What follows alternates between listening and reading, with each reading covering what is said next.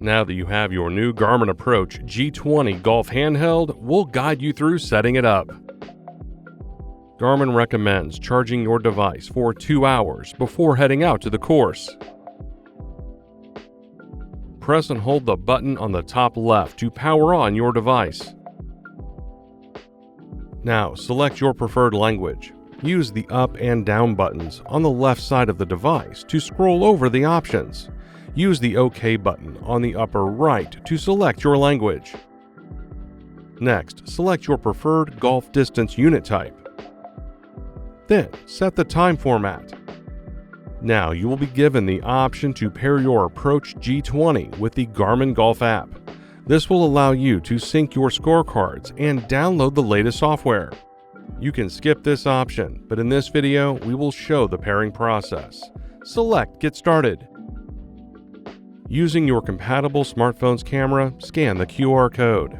If you already have the Garmin Golf application, scanning this code will direct you to the device search screen. For new customers, scanning the code will direct you to install the Garmin Golf application. Once the download is complete, open the Garmin Golf app. Select Sign In if you already have a Garmin Connect account. In this video, we will be creating a new account. Select Create Account. Follow the on-screen instructions to enter your information. The app will now begin searching for your device. Select Connect It when the app recognizes your device. When prompted, select Pair and Connect. Your device will display a 6-digit code that you will need to enter in the Garmin Golf app. You can also allow access to your contacts and call history. Select OK. Follow the on-screen instructions on your smartphone to finish pairing. Then select Finished on your smartphone and OK on your Approach G20. Now that your device and smartphone are paired, your device will display the main menu. The main homepage will show the solar intensity percentage, time, GPS reception, and battery levels at the top of the screen. Now let's get familiar with your new Approach G20 button operation. We will start with a button on the top left. This is the Up button. The button is mainly used to scroll up through pages and menu selections. Pressing and holding this button will access the power and lock button settings. When lock buttons is enabled, it will prevent any accidental presses during gameplay. To disable the button lock, just press and hold the Up button. Now let's talk about the bottom left button. This is the Down button. The button is used to scroll through pages and menu selections. Next is the top right button. This is the OK button. This button is used to make selections. The last button we will talk about is the Back button. Pressing this button will return you to the previous screen. Next, we will discuss the main homepage. Here you can start playing golf, access the device settings, view the solar intensity levels for the past 6 hours and the battery gain details. You can also see the sunrise and sunset details for the day.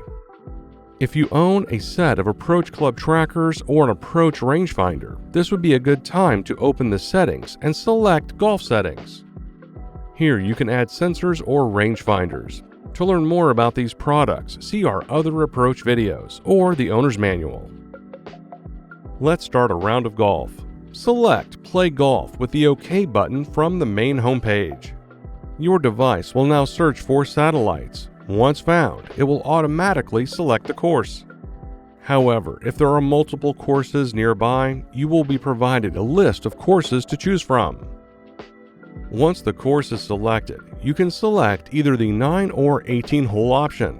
This will be dependent on what the selected course offers. In some cases, you can start play on the back 9.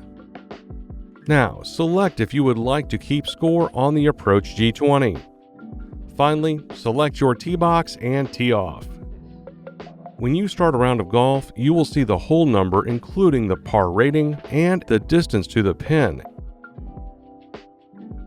Pressing the down button will display the data screen with the hazard and layup details. Press the down button again to see the next layup or hazard information details. Press the OK button to exit the layup hazard view. Press the OK button to open the golf activity menu. Here, you can change the hole number, measure a shot, view the scorecard, add the back nine, or end the round. Pro tip: to change the distance unit, see Changing the Units of Measure in your owner's manual. To end your current round of golf, select End Round. Then select Yes to confirm and view your round summary. While your Approach G20 comes preloaded with more than 43,000 worldwide courses and will automatically update the courses you play most often, we recommend regularly downloading the full updates with Garmin Express. See our video link now for more details. And that's it. Your Garmin Approach G20 Golf Handheld is now set up.